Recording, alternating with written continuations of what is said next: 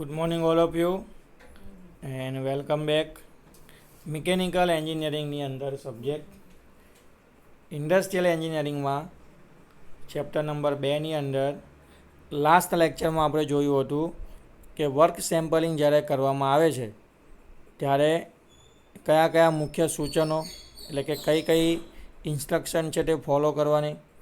ત્યાર પછી લેક્ચરના એન્ડિંગમાં આપણે જોયું હતું કે જે વર્ક સેમ્પલિંગ કરવામાં આવે છે એની એપ્લિકેશન શું છે, એના ઉપયોગો શું છે, એનાથી શું ફાયદો થશે તે.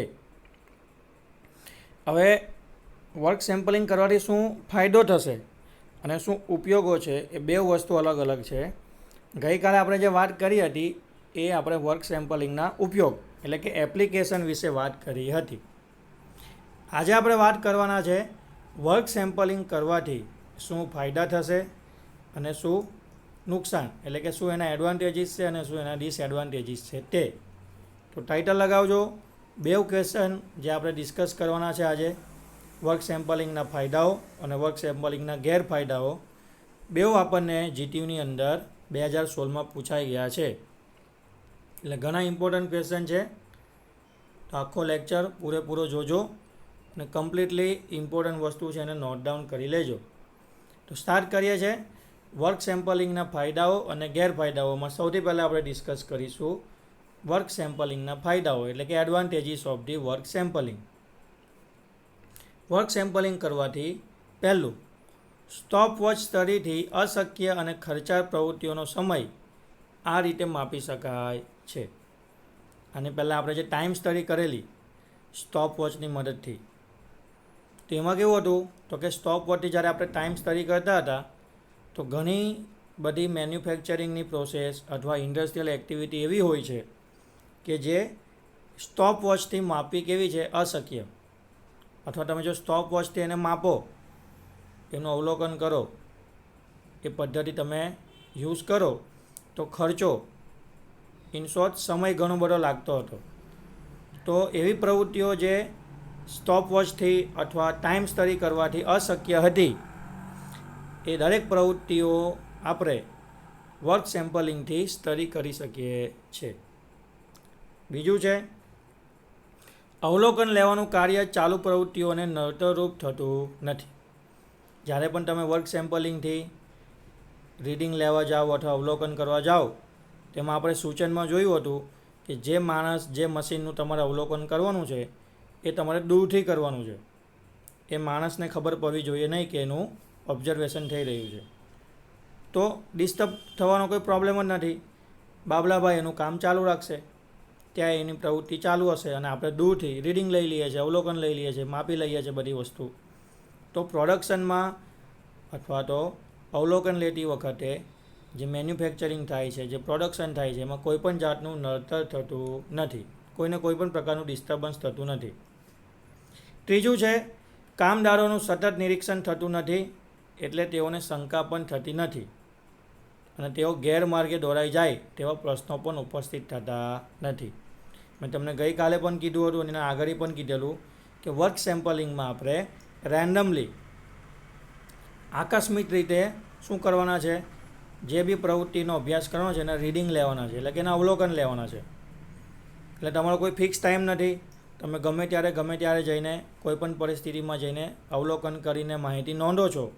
એટલે સામે જે કંઈ પણ કામદાર હશે એને ખબર જ નથી પડતી કે મારું નિરીક્ષણ થઈ રહ્યું છે, અથવા એનું નિરીક્ષણ થાય છે એવી એને શંકા પણ જશે નહીં.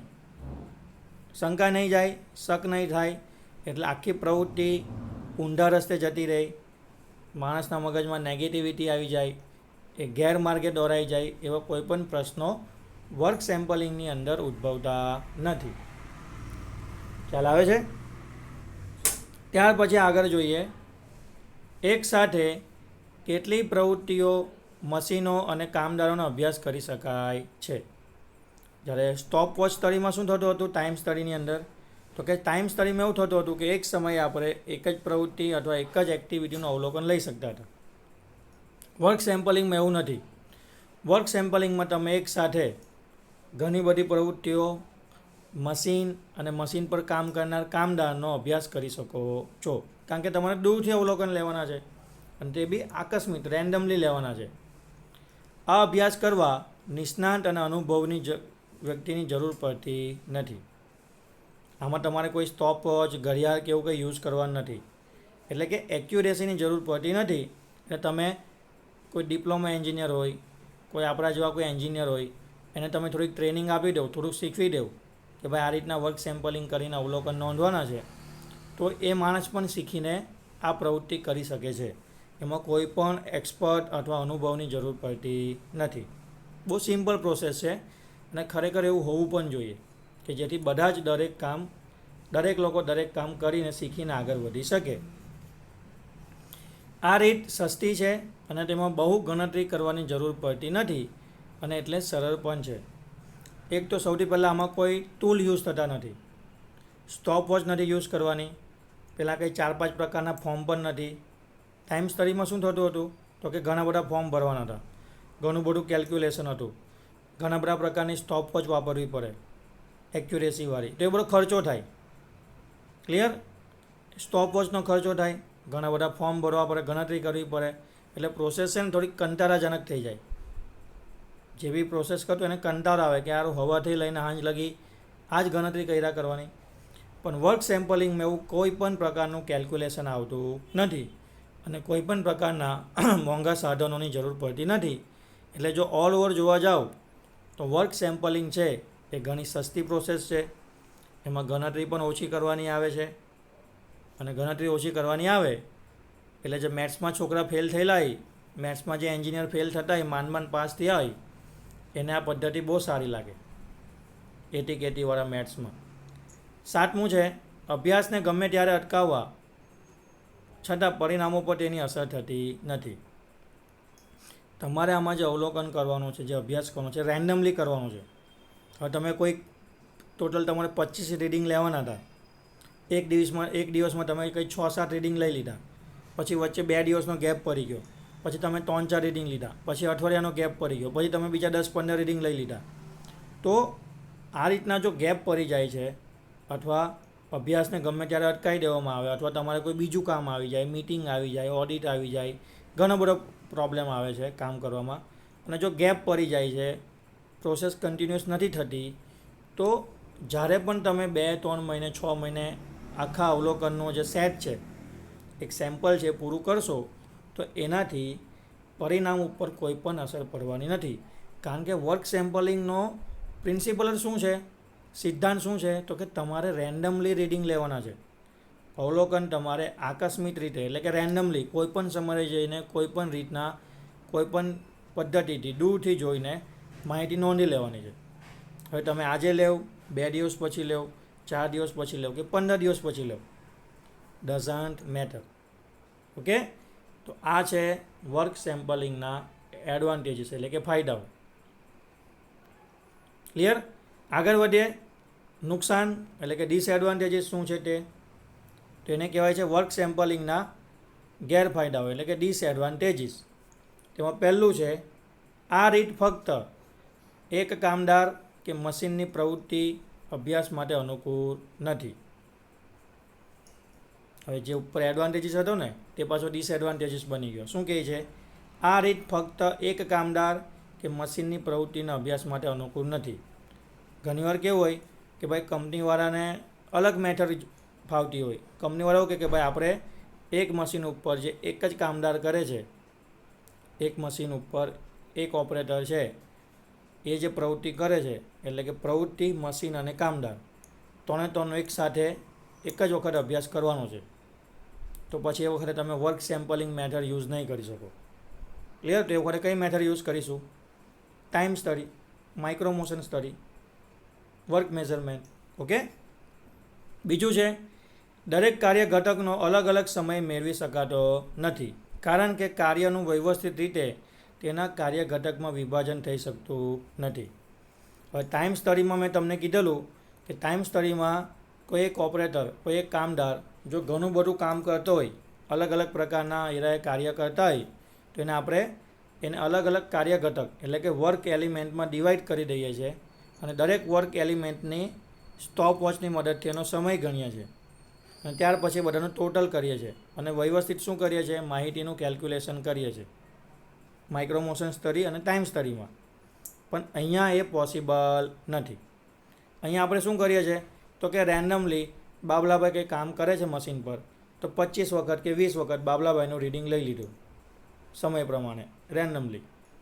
ઓકે, એટલે આમાં તમને જે બાબલાભાઈના કામ કરવાના જે અલગ અલગ એલિમેન્ટ્સ છે, હવે એના અલગ અલગ કામ આવતા હોય રોજ. કોઈક વાર મશીન સેટઅપ કરવાનું હોય, કોઈક વાર મશીનનું મેન્ટેનન્સ આવે, કોઈક વાર ટર્નિંગ આપી દે, કોઈ વાર બીજાને ડ્રિલિંગ આપી દે, કોઈ વાર એને બીજા કોઈ મશીન પર ઓપરેટ કરવા મોકલી આપે. તો એ બધી જે વસ્તુ છે, જે અલગ અલગ એલિમેન્ટ્સ છે, જે અલગ અલગ એના કાર્યના ઘટકો છે, એને આપણે વિભાજન કરતા જ નથી. આપણે ખાલી વર્ક સેમ્પલિંગમાં શું જોઈએ છે તો કે મશીન કેટલા સમય ચાલતું હતું, ઓપરેટર કેટલા સમય માટે ત્યાં હતો, અને કેટલા વખત પ્રોડક્શન થતું હતું, અને કેટલી વખત એબસન્ટ હતો, એવી બધી જ માહિતીનું કેલ્ક્યુલેશન કરીએ છીએ. એટલે ચોક્કસ જે માહિતી છે, વ્યવસ્થિત જે કાર્ય ઘટકનું વિભાજન થઈને અલગ અલગ જે કાર્ય ઘટક માટે જે સમય મેળવવામાં આવે છે, એ વર્ક સેમ્પલિંગની અંદર તો પોસિબલ જ નથી. ત્રીજું, કાર્યદર અને કાર્યના રેટિંગ જેવા કે મહત્ત્વના પાસાઓની ગણતરી કરવામાં આવતી નથી. વર્ક રેટ, પછી જે આપણે રેટિંગ આપીએ છીએ, એ બધી વસ્તુ તો અહીંયા તમને કશે જોવા મળશે જ નહીં. અહીંયા તો સીધું છે, કેટલા સમય માટે કેટલું કામ થયું, કોણ અવેલેબલ હતું, મશીન ચાલુ હતું, બંધ હતું, પ્રોડક્શન થતું હતું, નહીં થતું હતું, આવી જ માહિતી નોંધવામાં આવે છે. આમાં આપણે વર્ક રેટ એટલે કે કાર્યનો દર છે એ નથી ગણતા. કોઈ મશીન ઓપરેટર કે એક્ટિવિટીને રેટિંગ પણ નથી આપતા. હતું ને 100માંથી રેટિંગ આપવાનું રિઝલ્ટ, એવું તો કશું અહીંયા છે જ નહીં. એટલે થોડું ઘણું નુકસાન થશે. અવલોકનો લેવા માટે જરૂરી આકસ્મિકતા કેટલી વાર જળવાતી નથી. એક્ઝેક્ટલી મેં તમને કીધું એ રીતના. તમને ખબર છે કે ભાઈ રેન્ડમલી અવલોકન લેવાના છે, એટલે તમે શું થઈ જશો, બિંદાસ થઈ જશો. 3-4 રીડિંગ આજે લેશો, પછી કોઈ બીજા કામમાં પડી જશો, પછી કોઈ સાહેબ ઠોકે, યાદ કરે, તમને યાદ આવી જાય, તમે શું કરશો, પાછા ગુસ્સામાં જઈને પાછા 2-4 રીડિંગ લઈ આવશો. પછી પાછું 1 મહિનો 15 દિવસ નીકળી ગયા, ફરી પાછા તમે રીડિંગ લઈ લીધા. તો જે ટાઈમ પીરિયડની અંદર એક્ટિવિટી પતવી જોઈએ એ ફિનિશ નથી થતી. ક્લિયર? અને જે જરૂરી આકસ્મિકતા છે, જે રેન્ડમનેસ જે છે, તમારે સેમ્પલ અથવા તમારે રીડિંગ રેન્ડમલી લેવાના છે, પણ એ જે આકસ્મિકતા છે, જે રેન્ડમનેસનો જે પ્રોપર્ટી છે, એ જળવાતી નથી. ઓકે, તો આટલા છે એ ડિસએડવાન્ટેજીસ છે વર્ક સેમ્પલિંગ મેથડના. ક્લિયર છે? ચાલો આગળ વધીએ છીએ. એક્ઝામ્પલ પૂછાય છે વર્ક સેમ્પલિંગનો, આપણે જોઈએ. શું કહે છે એક્ઝામ્પલની અંદર? એક્ટિવિટી સેમ્પલિંગની રીતનો ઉપયોગ કરી એક કાર્ય દરમિયાન થતા પ્રતિ એકમ ઉત્પાદનને માટે સ્ટાન્ડર્ડ ટાઈમ નીચેની વિગતો પરથી શોધો. સેમ્પલિંગ મેથડ યુઝ કરવાની છે. કોઈ એક એક્ટિવિટી માટેનો સ્ટાન્ડર્ડ સમય શોધવાનો છે. ક્લિયર? આપણે માહિતી આપી છે. માહિતીમાં 8 કલાકની એક શિફ્ટનું ઉત્પાદન, તો કે 8 કલાકમાં 125 નંગ પ્રોડ્યુસ થાય છે. એક્ટિવિટી સેમ્પલિંગનું જો પર્સન્ટેજ જોયું લોકોએ, એક્ટિવિટી સેમ્પલિંગ કરીને ઉત્પાદન સમયનો જે પર્સન્ટેજ છે એ કેટલા આવે છે? 70% આવે છે. રેટિંગ ફેક્ટર છે 115 અને એલાઉન્સીસ છે 20%. તો આના પરથી આપણે જે કંઈ પણ એક્ટિવિટી થાય છે એનો સ્ટાન્ડર્ડ સમય શોધવાનો છે. તો આ એક્ઝામ્પલ છે આપણે આવતીકાલના લેક્ચરમાં સોલ્વ કરીશું. ક્લિયર? ત્યાર પછી એક જે થિયરી છે, જે વર્ક મેઝરમેન્ટની અંદર બીજી ઘણી બધી ટેકનિક યુઝ થાય છે. એટલે કે જે કાર્ય માપનની રીત આવે છે ને, વર્ક મેઝરમેન્ટની રીત, એમાં આપણે સ્ટોપ વોચ ટાઈમ સ્ટડી જોઈ લીધું, વર્ક સેમ્પલિંગ જોઈ લીધું, એક્ટિવિટી સેમ્પલિંગ જોઈ લીધું. પણ એના સિવાય પણ બીજી 4 અલગ અલગ પ્રકારની જે રીત છે, મેથડ છે, એ વર્ક મેઝરમેન્ટ માટે વપરાય છે.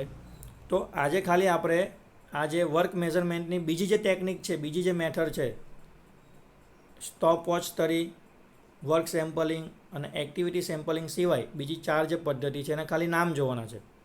તો નામ જોઈ લઉં. એમાં પહેલી કઈ છે? Synthetic method. સિન્થેટિક નહીં, સિન્થેસિસ મેથડ. ત્યાર પછી છે PMTS, MTM અને લાસ્ટમાં છે એનાલિટિકલ એસ્ટિમેટિંગ. તો કાર્યમાપન હજી 4 અલગ અલગ પદ્ધતિથી થઈ શકે છે. આખું ચેપ્ટર છે ને આપણું વર્ક મેઝરમેન્ટ જ છે ટાઈમ સ્ટડીની અંદર. તો આ વર્ક મેઝરમેન્ટ કરવા માટેની બીજી 4 પદ્ધતિ આપણને મળી ગઈ. સિન્થેસિસની રીત, PMTS, MTM અને એનાલિટિકલ એસ્ટિમેટિંગ. હવે બાકીનું જે છે આ જે 4 પદ્ધતિ છે તે અને મેં જે તમને ઉપરવાળો એક્ઝામ્પલ બતાવ્યો તે એ આપણે આવતીકાલના લેક્ચરમાં ડિસ્કસ કરવાના છે. ક્લિયર? તો આવતીકાલે ખાસ લેક્ચરમાં જોડાજો. જે કંઈ પણ લેક્ચર મોકલો એને ખાસ ભૂલ્યા વગર જોજો. ક્લિયર? અહીંયા સુધી રાખીએ છીએ આજના લેક્ચરમાં.